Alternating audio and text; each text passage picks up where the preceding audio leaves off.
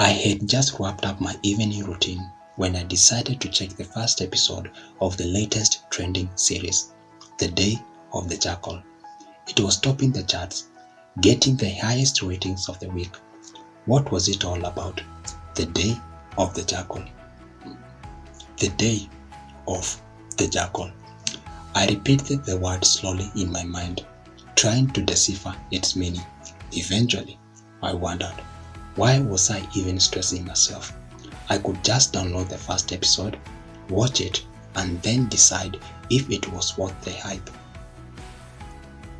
Without hesitation, I downloaded the episode, and from what I saw, I knew I needed the whole series immediately, but time would not allow me to binge watch it.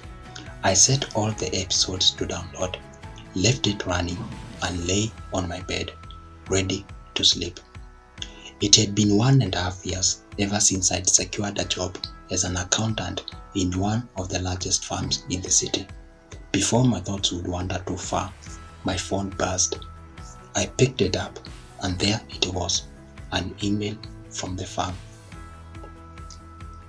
The subject read, "Transition in your employment role. Dear Tony, I hope this message finds you well. I wanted to reach out personally to inform you of an important update regarding your role with our firm. After careful consideration and evaluation of our current business needs, we have made a difficult decision to transition your role effective immediately. This decision was not made lightly and is a result of organizational changes. We deeply appreciate the contributions you have made during your time with us.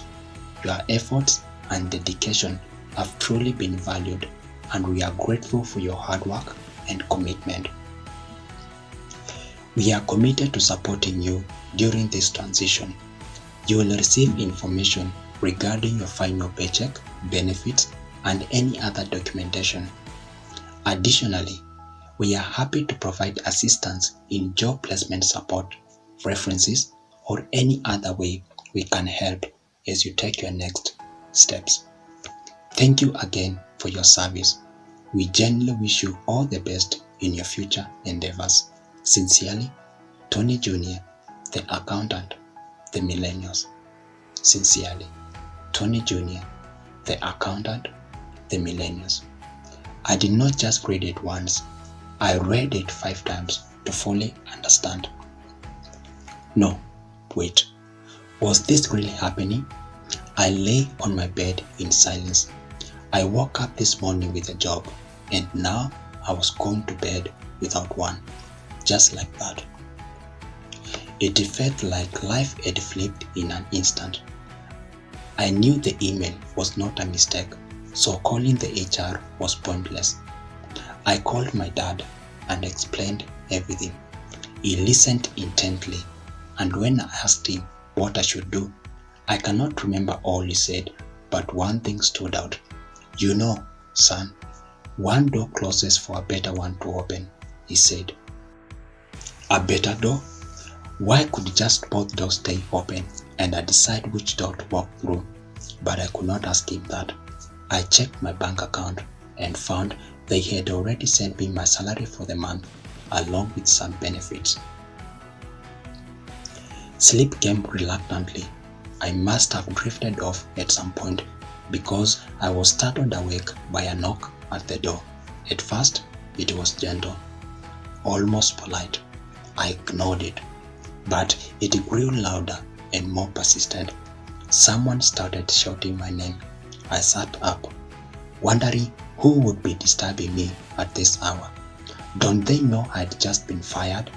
But when I listened closely, I recognized the voice. It was my father. I shuffled to the door and opened it. "What took you so long?" he asked, his face a mix of worry and exhaustion. "How are you holding up?" he asked. "It's day one. Maybe the reality of losing a job has not hit me yet," I replied, collapsing onto the couch. "Do you remember what I told you when you first got that job?" he asked. "To give my best, and to leave as if I was going to be fired the next day. I replied. That advice had prepared me for the unexpected, but I was not expecting it so soon. Are you not going to work? I asked. I just wanted to pass by. Don't do anything stupid. If you need help, I am one phone call away, he said. Walking towards the door, he was avoiding eye contact. What kind of stupid thing are you talking about? I asked. Just anything stupid, he replied. His back was still turned when he closed the door behind him. I watched the clock. Tick, tock, tick, tock, tick, tock. The seconds turned to minutes, and the minutes crawled towards hours. The stupid thing my father mentioned lingered in the air like a whisper. I knew I had to move before those whispers grew louder.